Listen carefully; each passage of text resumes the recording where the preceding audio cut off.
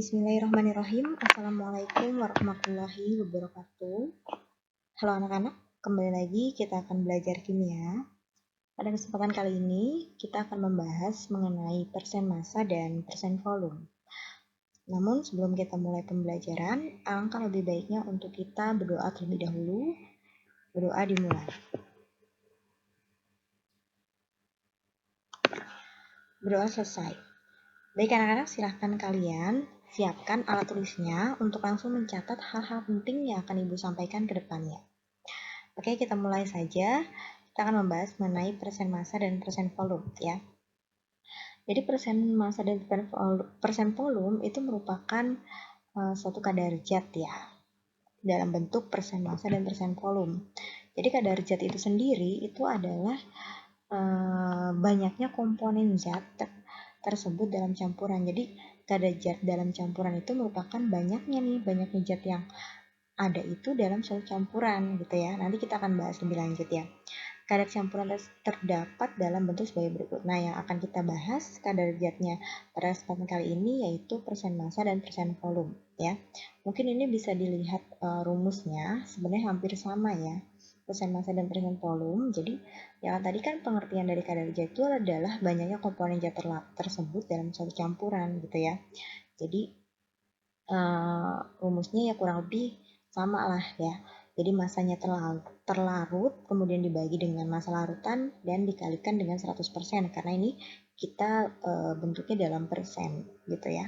Persen volume pun seperti itu. Maka kalau persen volume berarti volume yang terlarut di dalam suatu larutan kemudian dikali 100% itu akan kita dapatkan hasil persen volume ya. Namun ini nanti Ibu akan bahas lebih lanjut ya. Oke, kita bahas dulu mengenai persen massa. Apa sih itu persen massa ya? Atau bisa juga nih persen massa ditulis persen massa seperti ini atau persen B ya. Persen B itu artinya berat ya. Sama aja. Hanya simbolnya saja gitu ya. Persen massa itu apa sih? Persen massa itu menyatakan banyaknya zat terlarut dalam 100 gram larutan. Satuan ini digunakan apabila zat terlarut merupakan padatan. Oke.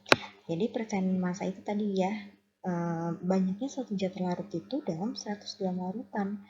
Dan biasanya juga digunakan persen massa ini ketika zatnya itu yang terlarut itu berupa suatu padatan. Nah, bisa kita rumuskan tadi hampir sama ya kayak tadi kan, persen massa zat terlarut dibagi massa larutan dikali 100%, atau juga sama aja bisa disimbolkan seperti ini ya, massa zat terlarut. Massa larutan itu yang seperti apa, atau bisa kita sebut sebagai massa total ya. Nanti kalau di dalam soal bisa massa larutan kalau misalnya itu, atau di dalam soal itu misalnya disebutkan massa zat terlarut seperti itu, jadi nanti ditotal dengan massa pelarutnya gitu ya. Kan di suatu larutan itu kan ada zat terlarut, ada zat pelarut gitu kan ya. Biasanya zat terlarut ini merupakan suatu padatan, zat pelarut itu merupakan suatu cairan, biasanya pelarut universal itu ada air gitu ya. Seperti itu. Ini kan merupakan larutan. Jadi larutan itu kalau dijabarkan itu ya zat terlarut dan pelarutnya seperti itu. Misalnya di sini ada contoh. Suatu larutan mengandung 5% NaCl. Nah, kadang kan kita suka melihat ya kadar seperti itu ya, berapa persen. Nah, itu kan itu persen massa gitu. Jadi suatu larutan mengandung 5% NaCl. Ini artinya apa sih gitu kan? Ini artinya berarti ini itu setiap 100 gram larutan NaCl itu mengandung 5 gram padatan NaCl gitu kan. Bedakan ya antara padatan dan larutan. Kalau padatan itu kan berarti zat terlarutnya gitu. Kalau larutan kan berarti ada zat terlarut dan ada pelarut, jadi udah digabung gitu untuk satu campuran seperti itu kan. Jadi kalau misalnya kalian ditanya artinya 5% NaCl misalnya, oh berarti ini kan berarti bisa kita nyatakan bahwa 5% NaCl itu artinya setiap 100 gram NaCl itu mengandung 5 gram padatan NaCl dan air. Sisanya itu kan kalau 5% padatannya berarti sisanya itu pelarutnya, yaitu air 95 gram air. Seperti itu ya. Gitu. Jadi padatan ini suatu zat larutnya, air itu pelarutnya. Ini kan kalau digabung merupakan suatu larutan gitu. Oke, kita langsung masuk saja ke contoh soal. Nah, biasanya contoh soal dari persen massa seperti ini bentuknya. Di sini soalnya berapakah persen massa dari 20 gram gula yang dilarutkan dalam air sebanyak 80 gram, gitu kan. Yang ditanyakan persen massanya. Oke, persen massa kita tulis, berarti ini sebenarnya rumusnya sama aja ya.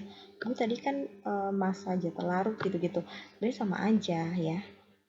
Ini masanya zat larut nih, dibagi massa total, berarti massa total kan suatu larutan kan, ada zat larut, ada larutnya gitu kan, dikali 100%. Nah, ini kan masanya zat larut. Siapa nih zat larutnya? Berarti kan 20 kan gula kan. Kalau yang padatan itu biasanya zat larutnya ya. Nah, ini gula. Kemudian massa totalnya itu kan satu larutan ya. Berarti kan total ini ditambah ini dong gitu karena kan bergabung ya, bergabung membentuk larutan ini tuh. Berarti 20 ditambah 80, airnya 80 dikali 100%, ya sudah 20 dibagi 100 dikali 100%, ini kan coret. Berarti sisanya jadi 20%. Jadi persen massa dari 20 gram gula yang dilarutkan dalam air sebanyak 80 gram itu 20%.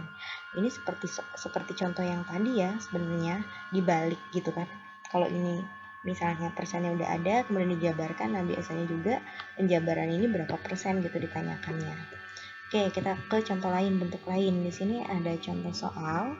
Untuk membuat larutan garam dapur 12,5%, massa akan ditimbang 40 gram garam dapur dan dicampur dengan air sebanyak. Oke, jadi gini, ada garam dapur yang sebesar 20% masanya itu 12,5%.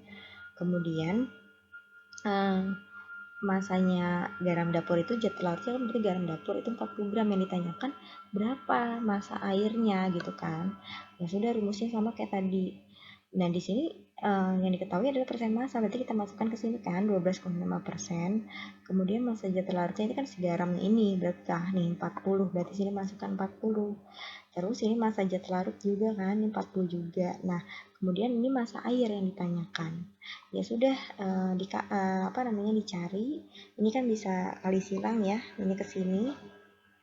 Oke, dihitung, kemudian ini kali silang gitu kan. Oke, didapatkan massa airnya ini yaitu sebanyak 280 gram. Jadi banyaknya air yang harus dicampurkan adalah sebanyak 280 gram. Gitu ya, jadi soalnya bisa bentuknya seperti itu, bisa seperti itu. Jadi caranya seperti itu ya, tinggal masukkan saja apa yang diketahui dan apa yang dicari gitu kan, tinggal dihitung itu. Jadi bisa variasi soalnya bisa seperti ini. Ini ada lagi nih contoh lain, misalnya hitung massa kafein yang terkandung dalam secangkir kopi 200 gram yang kadarnya 0,015% gitu ya, 0,015%. Nah, kopi ini berarti kan secangkir kopi, berarti ini udah suatu larutan kan. Kopi itu kan kalau kita masak kopi kan ada kopinya, ada airnya. Ya berarti kalau secangkir kopi berarti suatu larutan, berarti 200 ini adalah massa totalnya, massa kopinya. Yang ditanyakan massa kafeinnya gitu, atau si kopinya itu kan. Kopi kan itu kan mengandung, dalamnya itu kan mengandung kafein. Nah, berapa kafeinnya? Di sini katanya kadarnya udah diketahui 0,015%, masukkan ke sini, ditanyakan massa kafein, terus massa kopinya atau massa larutannya sudah ada 200 gram dikali 100%. Udah kan, berarti kali silang didapatkan 0,0 gram. Jadi kadar kafein dalam secangkir kopi yaitu 200 gram yang kadarnya 0,15% itu sebesar 0,03 gram gitu. Oke. Misalnya nih ada lagi nih contoh lain. Tentukan massa karbon dalam glukosa. Glukosa itu kan C6H12O6 ya. Jika diketahui ARC-nya 12, O-nya 16, H-nya sama dengan 1. Nah, ini kalau misalnya dalam bentuk senyawa seperti ini bagaimana ya menentukan persen massanya? Ini kan yang ditanyakan adalah persen karbon, berarti kan persen massa karbon.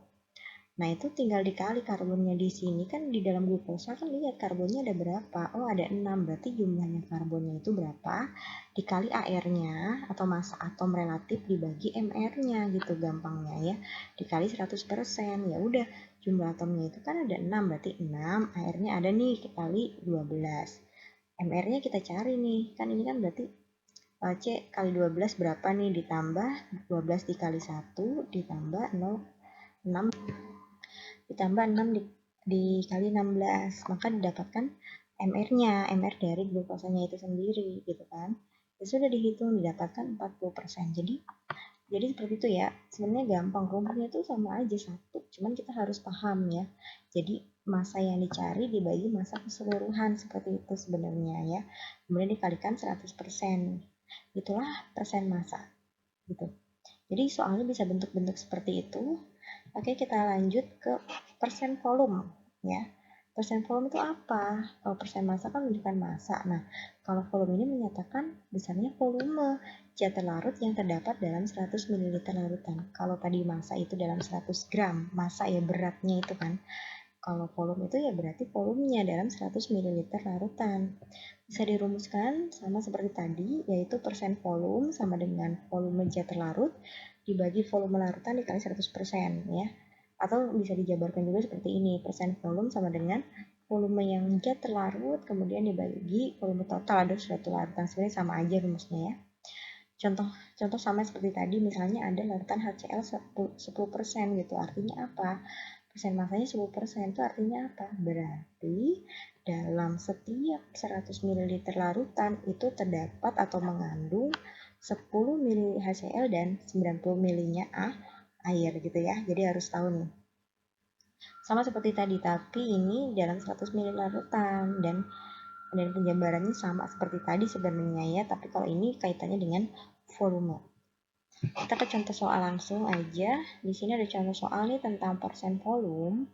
Kita baca dulu soalnya. Berapa persen volume larutan jika sebanyak 20 ml alkohol dilarutkan dalam 100 ml air?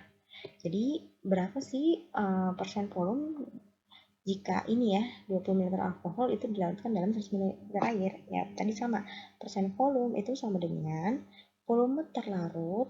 Nah, terlarutnya siapa nih? Jadi kalau larutan itu gabungan antara pelarut dan zat terlarut ya. Gitu. Volume terlarutnya siapa nih? Oh, alkohol ya 20 ml. Volume totalnya berarti gabungan ini ya. Namanya campuran, namanya larutan itu kan digabung. Maka 20 ditambah volumenya air 100. Ya sudah dihitung didapatkan hasil persen volume itu 16,67%. Jadi persen volume larutan yang tadi itu sebesar 16,67% gitu ya. Gampang banget ya. Gampang ini cara ngitungnya. Yang penting prinsipnya kayak tadi. Oke. Di sini ada contoh lain nih, ya.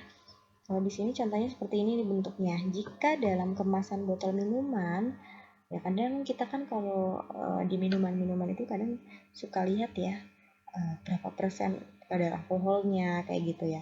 Itu bagaimana artinya itu apa gitu ya. Jika dalam kemasan botol minuman tertera 5% alkohol, berapa volume alkohol yang terdapat dalam 250 ml minuman tersebut ya. Jadi katanya di sini kadarnya itu persen volumenya 5%. Ya, yang ditanyakan berapa volume alkohol yang terlarut dalam 250 ml larutan tersebut. Berarti kan itu volume larutan ya, berarti itu udah totalnya.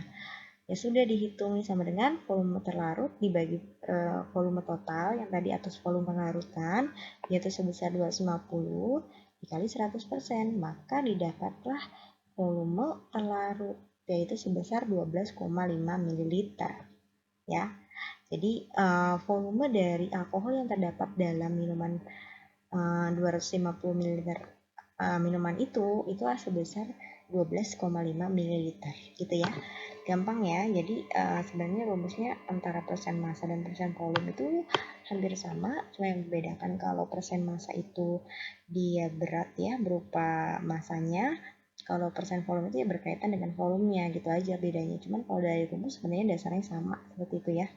Cuman bedanya tadi itu massa, ini volume gitu. Oke, terima kasih. Mungkin cukup itu yang bisa Ibu sampaikan pada kesempatan kali ini.